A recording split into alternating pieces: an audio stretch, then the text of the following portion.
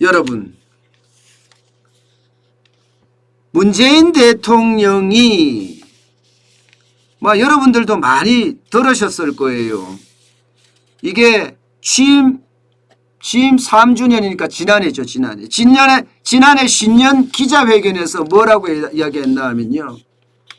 리쇼링 정책, 쉽게 말하면 해외에 있는 국내 기업의 공장을 국내로 끌어오겠다. 예. 그러면서 대한민국을 세계 첨단 공장으로 만들겠다. 이렇게 누차 강조했습니다. 첨단 산업의 세계 공장은 대한민국이다. 세계 산업 지도를 바꾸겠다. 아주 강력하게 이야기를 했어요. 그런데 결과는 처참하기 짝이 없습니다. 처참하기 짝이 없어요. 왜냐고요? 기업들이 이 국내 공장을 오히려 해외로 옮기는 게 엄청나게 많았습니다. 무려 말입니다. 유턴 기업 수보다가 237배나 많았어요. 237배나. 그렇게 많은 기업들이 여러분 떠났다는 이야기예요. 떠났다는 이야기. 일단 한국을 탈출한 기업들 여러분 보면 깜짝 놀라실 거예요. 2016년부터 보면요. 3,345개가 떠났고요. 2017년에는 3,436개, 그리고 2018년에는 3,548개예요.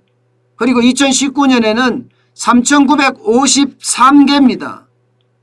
예, 3,953개. 이것을 만약에 있잖아요, 여러분. 예, 2020년까지 다 더하면 무려 12,333개가 떠났습니다. 쉽게 말하면 오프쇼링 했다는, 오프쇼링. 코리아 엑소더스, 한국을 탈출했다는 이야기입니다. 한국을 탈출했다. 반면에 국내로 들어오는 기업, 국내로 들어온 기업은 몇 개일까요? 고작 2017년부터 2020년까지 예, 거의 4년 동안 52개사가 고작입니다. 52개사. 떠난 것은 12,333개인데 들어온 것은 52개사. 237배입니다. 대기업은 한 곳 들어왔어요. 한 곳. 모비스, 현대모비스. 현대모비스 한 곳 들어왔고요. 중견기업은 9개. 중소기업은 42개가 들어오는데 그쳤습니다. 주로 중국에서 들어왔고요.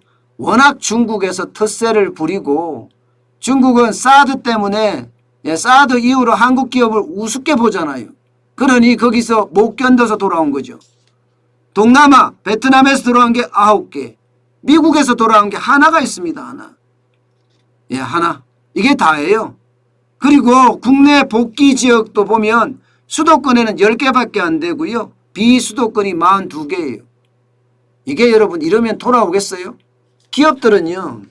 웬만하면 수도권에 포진하고 싶어 해요. 왜냐고요? 인력을 수급하기가 용이합니다. 지방에 가면 인력 수급하기가 만만치가 않습니다. 그래서 수도권 하는데 정부는 수도권에는 아예 안 돼. 예. 이러니 여러분 제대로 들어오겠습니까?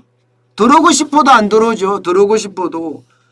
들어와서도 정부의 어떤 조세 정책이나 정부의 어떤 지원 정책이 까다롭기로 유명하고요. 적폐 세력이 오죽하겠습니까? 게다가 지원도 시원찮습니다. 수도권으로 들어오면 지원도 없고요. 그마저도. 게다가 말입니다. 예를 들어 중국에서 들어온다 이러면 중국에서 같이 일하던 사람들이 있을 거 아니에요. 그러면 그 사람들도 같이 들어오면요. 얼마나 일을 더 편리하게 할 수 있겠습니까? 그런데 거기 만약에 중국인이 섞여서 들어오거나 베트남인이 섞여서 베트남 진출한 기업에 같이 들어오면 이게 불법 체류자가 돼서요. 벌금까지 내야 돼요. 벌금까지. 이러니 해외에 있는 국내 기업의 공장들이 유턴하겠습니까? 유턴하지 않죠. 그냥 거기에 머물고 말죠. 게다가 지금 여러분도 알다시피 기업에 묶여있는 족쇄가 얼마나 많습니까? 최저임금 폭등했죠. 주 52시간제 5인 이상 기업 7월 1일부터 강제적으로 도입한다고 하죠. 예. 여기다가 세제 혜택 줄였죠. 법인세 올렸죠.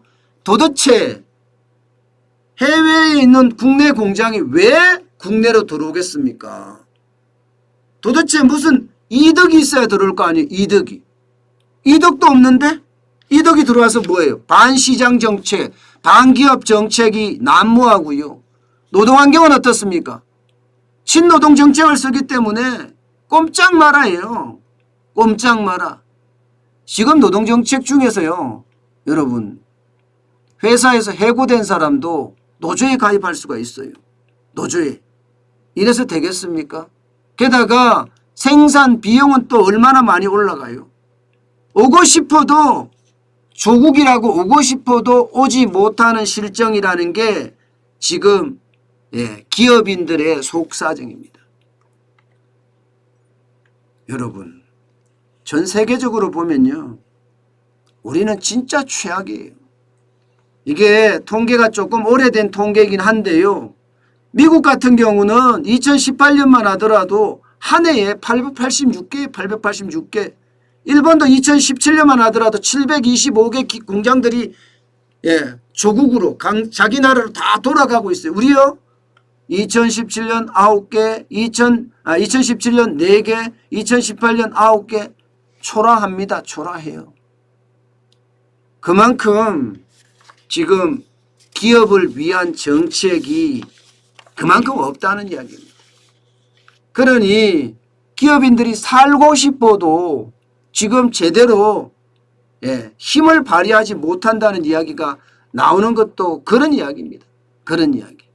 그만큼 충격적이다. 그렇게 해석할 수 있습니다. 그러니까 이게 문재인 대통령이 이야기할 때 그것은 결국 첨단 산업의 세계의 공장을 만들겠다. 뭐 이런 말들 말입니다. 결국 화려한 말잔치에 지나지 않았다. 이렇게 해석할 수가 있잖아요.